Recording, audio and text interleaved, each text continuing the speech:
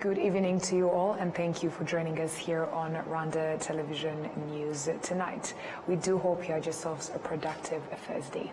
Now here's a sneak peek of our edition. The Minister of Education, Dr. Joseph Nsengimana, stated that over 150 teachers have been trained in the use of artificial intelligence in schools, marking a significant step forward in the implementation of Rwanda's AI policy. The ministry in charge of emergency management has emphasized that strengthening disaster resilience to mitigate the effects of natural disasters is one of the sustainable ways to reduce their impact rather than waiting for them to occur and then responding to their consequences. On the international scale, migrants removed to France from the UK under the One In, One Out scheme have begun making their way back across the Channel.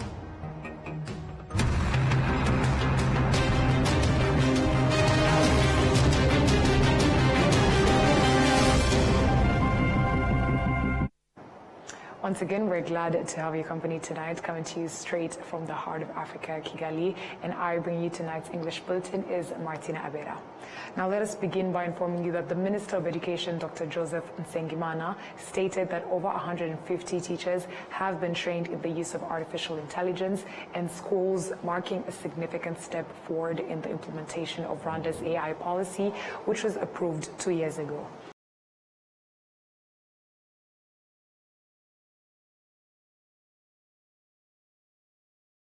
By World Congress 2025, the Executive Director of the Foundation for Education and the Workforce for the Future, Titus Ngatia, emphasized that African countries should unite to empower the continent's youth.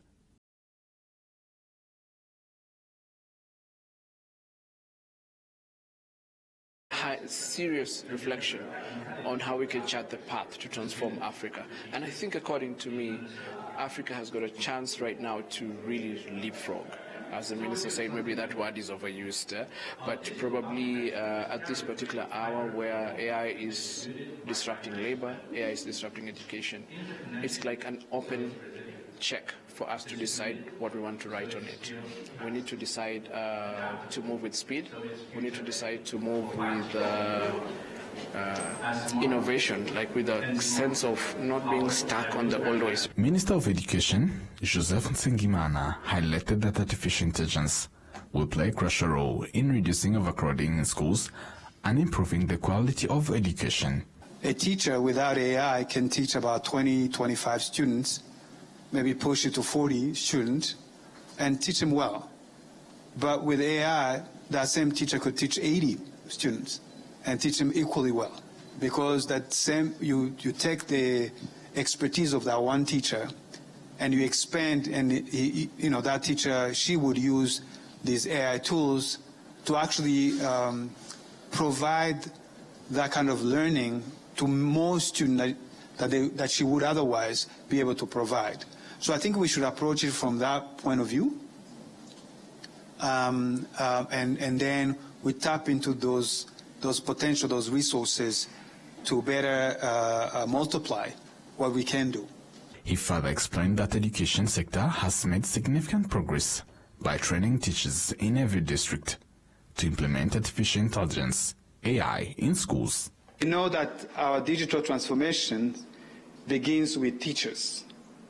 So in partnership with MIT RAISE and other institutions, Rwanda has launched a national-wide AI literacy training for teachers, equipping them with foundation understanding of AI and how it works and how it can enhance classroom instruction.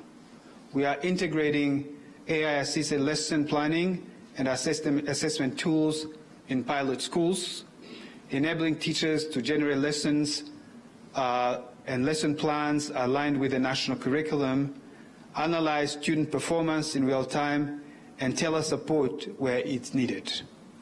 Because AI is to transform learning, it must first transform the experience of teaching. Our education reforms are guided by a simple principle. Since 2023, when the government of Rwanda began implementing the artificial intelligence policy, the focus has been on the key sectors such as education, health, and agriculture. On the final day of the Mobile World Congress 2025, the GSMA Spectrum Advisor Ross Bateson, which organized this event, highlighted that Rwanda and other East African countries greatly benefited from the meeting through the exchange of knowledge on how to advance communication technology. He also spoke about the growth of mobile phone usage among people in Rwanda and across Africa in general. This was during an exclusive interview with our colleague, Inora Gladys. We have more. I believe that when Africa is connected, Africa is unstoppable. It's become an incredibly important tool to empower communities and to develop economies. And spectrum's crucial to that. Spectrum is the raw material that powers all of our connectivity in the continent. Africa relies heavily on mobile generally, and that's true of Rwanda as well. We've had a long period of very forward-thinking policies from RURA, which have helped develop rural connectivity a long way. And it's important that continues going forward, especially as we look to develop new technologies like 5G and 6G in the next decade as well. So ensuring there's enough low-band spectrum to go around, not just the bare, thinnest coverage layer, but ensuring that people in rural communities have access to the same kind of connectivity that you would in urban areas, and making sure that bands like 600 megahertz are added to 700 and 800 megahertz to ensure wide channels can act as spectrum superhighways to power capacity for the future. Governments have a role to play in ensuring that the mobile network operators can build out their networks as effectively as possible. One of those things is making sure the spectrum is available in the first place. As I've just said, 600 megahertz, 700 megahertz is perfect spectrum for rural communities. But making sure that spectrum is priced in the right way as well. High annual fees restrict the ability of operators to invest. It's not really rocket science to say that if I have $1 and I spend 50 cents on spectrum, I have a lot less money to spend on my network at the end of the day. So ensuring that we keep spectrum prices low is one of the critical things to ensuring that rural communities have the best possible connectivity.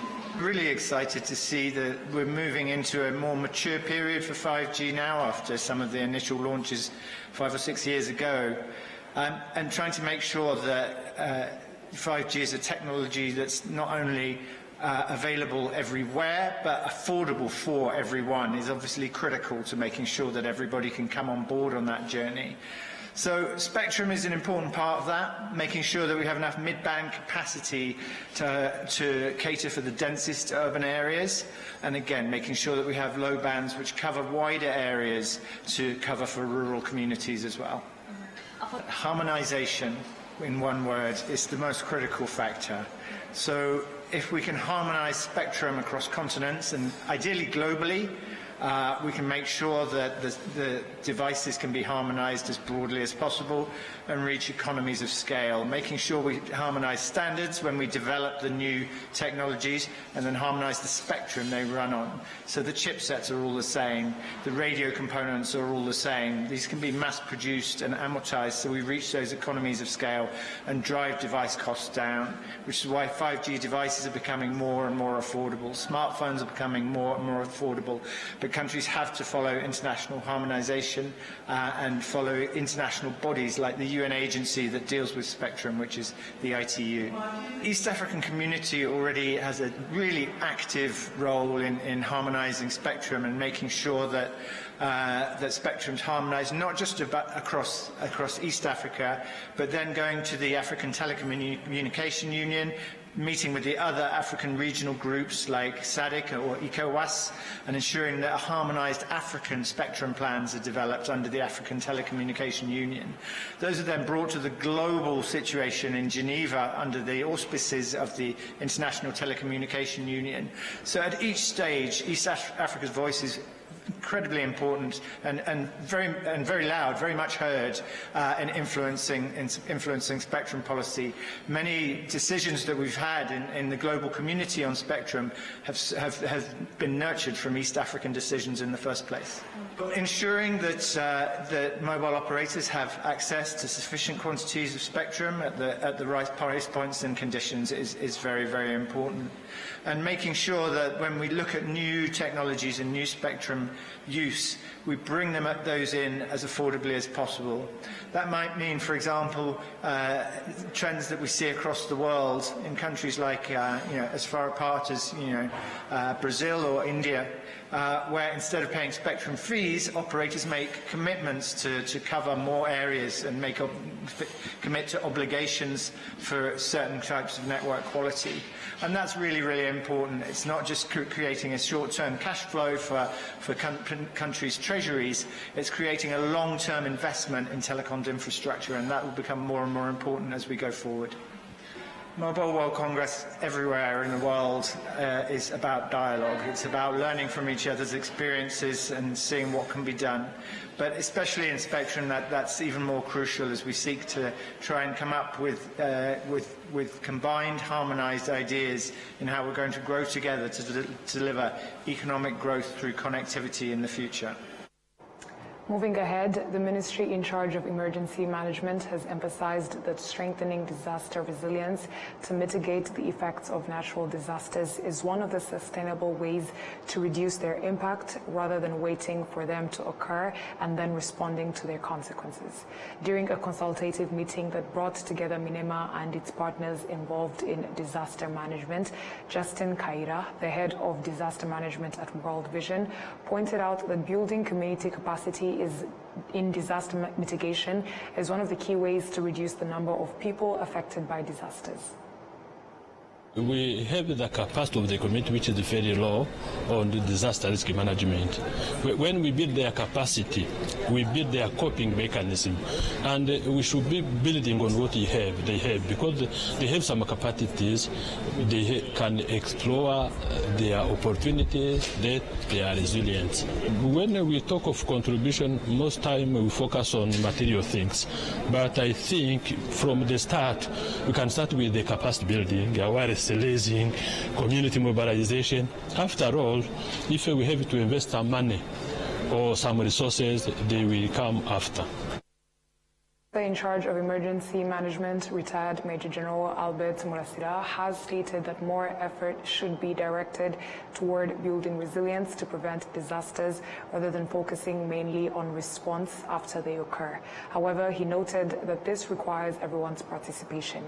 This meeting was organized as part of the commemoration of the International Day for Disaster Risk Reduction, celebrated under the theme, Building Disaster Resilience to Prevent Losses. So any development that ignores disaster risks cannot be sustainable. So we must ensure that all our public and private investments are guided by risk assessments and resilience principles. It's a collective action is clearly indispensable.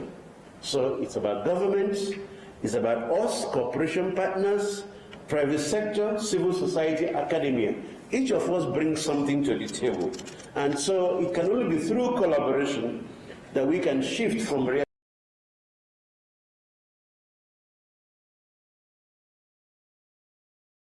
of moving forward, together with the government, to continue prioritizing disaster risk reduction through increased domestic funding and integration of resilience measures across all sectoral plans and budgets, as well as embedding prevention in national and local development frameworks. This ensures that resilience becomes a core principle of Rwanda's sustainable growth. And of course, among ourselves as cooperation partners, a need for greater international assistance and investment in prevention and resilience, especially for those communities that are most vulnerable to disasters.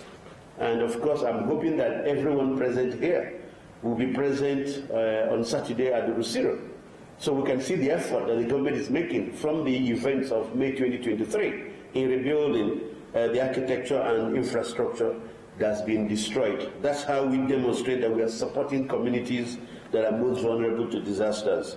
So supporting data-driven, evidence-based programming will help bridge this financing gap, as well as accelerate progress towards risk-informed development. The Ministry of Emergency Management has reported that since the beginning of September this year, natural disasters have claimed 35 lives and left 69 people injured, while 228 hectares of crops have been destroyed. In Jabana sector, Gasabo district, the national celebration of the Day for Early Childhood Development Centers in Rwanda took place. The event also included the inauguration of a newly constructed ECD center worth 90 million Rwandan francs, which is capable of accommodating 120 children. The funds used to build this center were raised by the management and staff of the National Bank of Rwanda. The center has started receiving children from the settlements of Gitega and Taba in Bugeramvura cell, where parents have expressed appreciation for the significant impact it has had on their families. Since 2016, the number of children enrolled in ECD centers in Rwanda has increased from 17% to 80%, and this number has continued to rise. The Deputy Director General of the National Child Development Agency, Gilbert Munyemana, has observed that this growth has yielded visible results, especially in the increased number of children starting primary school. We know the importance of early childhood development in our country, a country where we're aiming to have a knowledge-based economy. It all starts by building the capacity from the younger age, where we know that the brain develops faster when children are younger, up to 80%, and then the brain can grow later on the smaller percentage. So today it's a day where we call upon everyone to really focus on the services we provide for early childhood development in terms of maternal and child health, the hygiene, the nutrition, the early stimulation and the preparation for the primary school, but also the positive parenting, which is important as children are here at an ECD center. The services they are getting, they should be getting also in their homes. This is a policy that we started in 2016, where only children could access early childhood development at school-based ECD centers. So today we are having 80% of children accessing ECD services, and from 17%, and we are aiming to have universal access to ECD. And mostly some of the children who are not going to ECD are children with disabilities. So today the special message was focusing on parents to make sure that children with disability also come to ECD centers, but also giving the message on different advices to prevent children to be born with disabilities by antenatal care visits and following the advice from the doctors. The European Union is among Rwanda's key partners in promoting early childhood development. The EU's head of cooperation in Rwanda, Liz Hartmann, stated that their support for this initiative stems from the understanding of the vital importance of proper child development during the first 1,000 days up to the age of 6. The EU is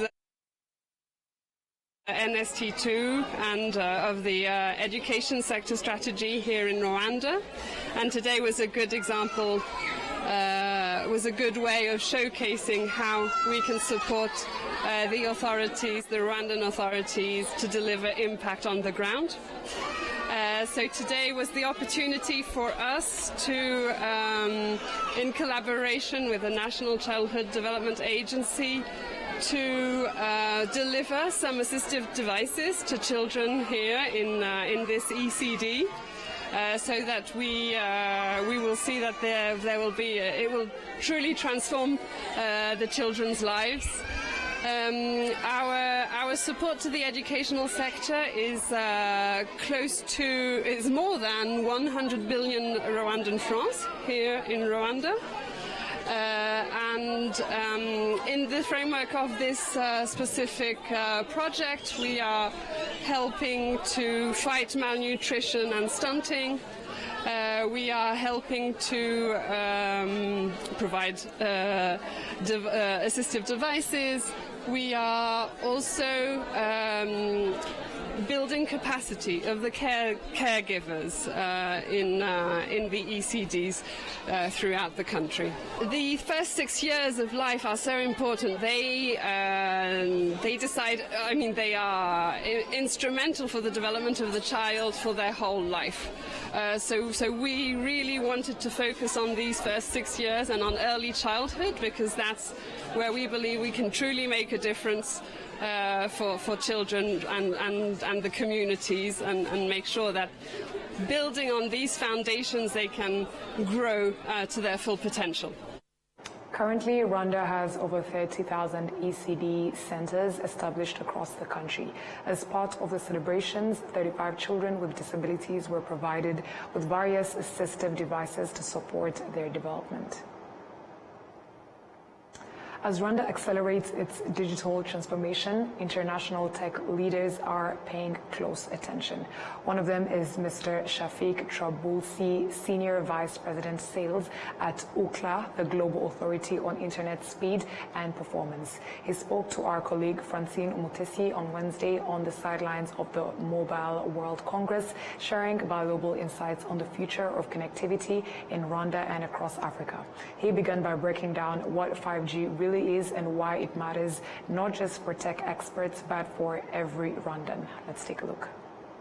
Yeah, so 5G obviously is the latest technology when it comes to mobile communications.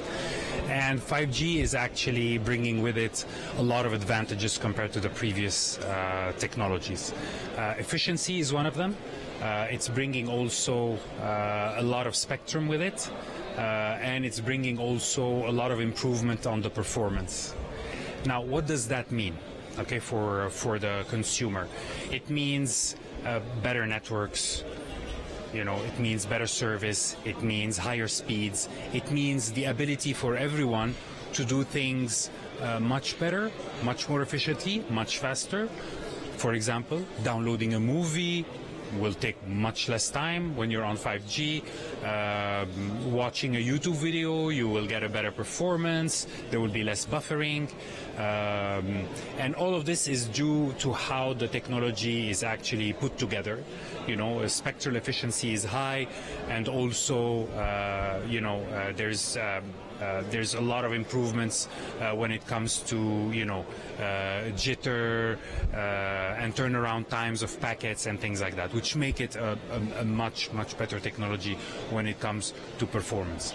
It's also bringing with it some regulation and some agreements and standardizations towards not only the consumer improving the performance of the mobile broadband, but also for the enterprise. So it brings with it for example the use of low-powered IoT devices.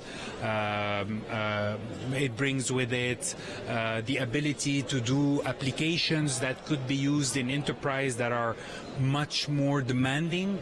When it comes to not only speed, but also jitter and so forth. UCLA, just a brief intro what we do. We're basically a leading company, a world leading company when it comes to connectivity insights. So we provide our clients with insights on connectivity. So we do have a lot of information on the status of, the networks, the performance of the networks globally.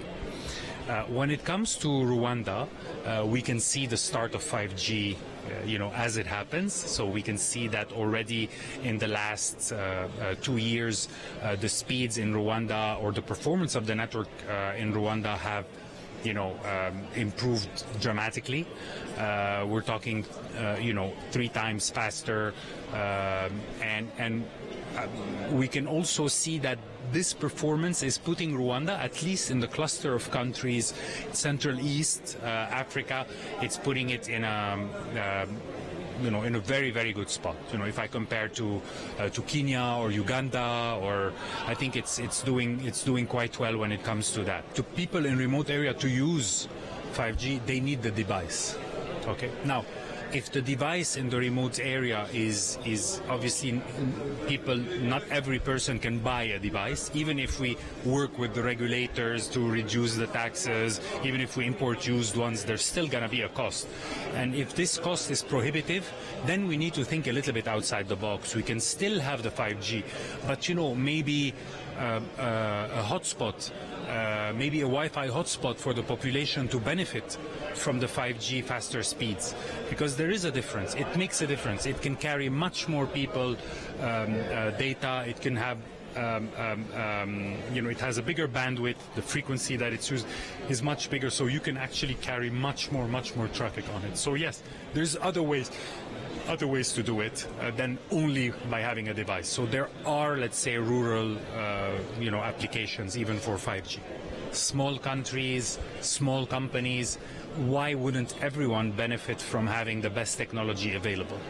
So for me, I don't see a reason why not? Why not equip a small company with the best connectivity so that they can do better business and business more efficiently, so that it costs them less to do the same. Why a small country wouldn't benefit from 5G?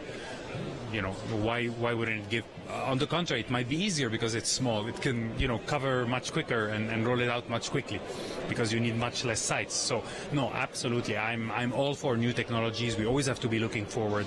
The more the speeds in the country advance, the more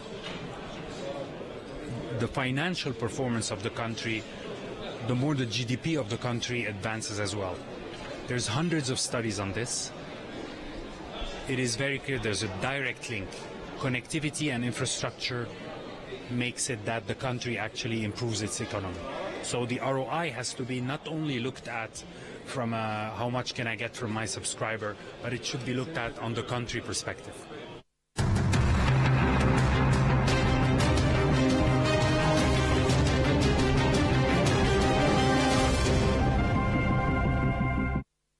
Every journey has a beginning. From nature comes refreshing fruity goodness that keeps you going every day. With every pack complementing life's best moments. Not one, not two, but 5 different fruity flavors. And this journey keeps giving. Introducing Inyandi's new fruity juice flavors, guava and cocktail. Now available at your nearest shop. Always ask for Inyandi. Nyiri muto arababwiraga data bati ntabwo wagira umukamo mwinshi utunze inkwi, ariko nigeze acika intege. Mama akinjira mu bucuruzi hari abamubwiraga bati ntabwo watera imbere udakorera mu iduka rigezweho, ariko ntibyamusubije inyuma, yakoranaga umwete. Njye muri kaminuza hari abanshidikanyagaho bavuga ko nashobora kaminuza naturuka mu muryango wifashije, ariko byaragiye nanditse amateka mashya. Igihe cyo gutera ishema umuryango wanjye kigeze, bamwe bakomeje kumbwira bati ntabwo watera umuryango wawe ibyishimo n'ishema, ariko narabishoboye. Hari abakekaga ko nasigira umurage ukomeye abankomokaho, ariko ubu mfite uruganda rutunganya amata. Banki ya Kigali yabaye umufatanyabikorwa wanjye mu rugendo rwose, inzozi zanjye ziba impamo. Bigereho. This tote pays 3 salaries. This book keeps 2 children in school. This cream supports 5 households. Every product creates a job. Afro-quality. Buy African, build Africa.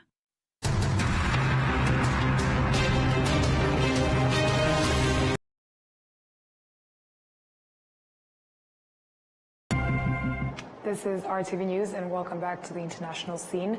Now, migrants removed to France from the UK under the one-in, one-out scheme have begun making their way back across the channel. 42 people who arrived in the UK illegally have been removed so far under the scheme, in which the UK agrees to take in asylum seekers who have a case for protection. BBC News with the details. The man, reportedly an Iranian national, first came to Britain from France earlier this summer on a small boat. Weeks later, he was on his way back by plane to Paris, an early and clearly reluctant participant in the government's one-in, one-out scheme. In central Paris, the man and others like him were accommodated at this temporary shelter. We've obtained photos of their dormitory. But now news today that the man has fled France and returned, reportedly on another small boat, to the UK. Whilst he was in France, he experienced horrendous treatment at the hands of people who are organising journeys to the UK. And in France, he was not receiving protection and feared that those individuals may well continue with that horrendous treatment that he previously experienced. Under the same scheme.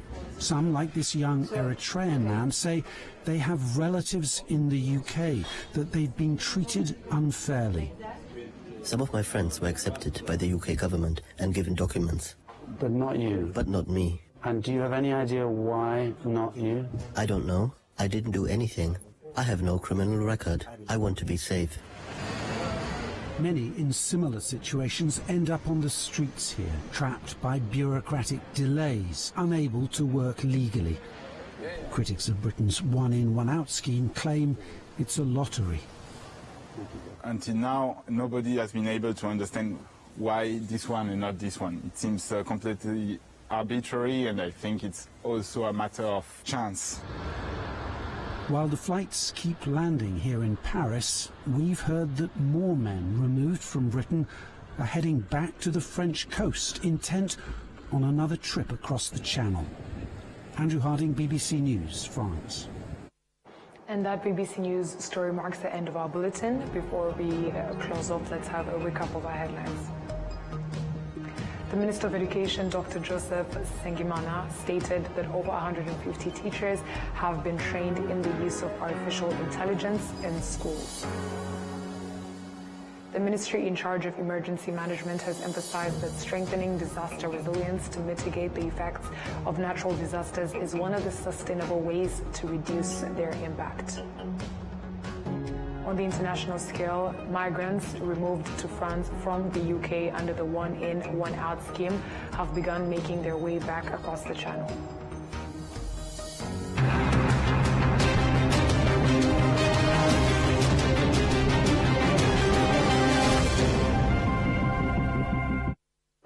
And on that note, we've come to the end of tonight's English News Bulletin. On behalf of the news production team as well as the technical team, thank you for sticking with us. My name is Martina Abera, and until next time, stay safe and have a good night.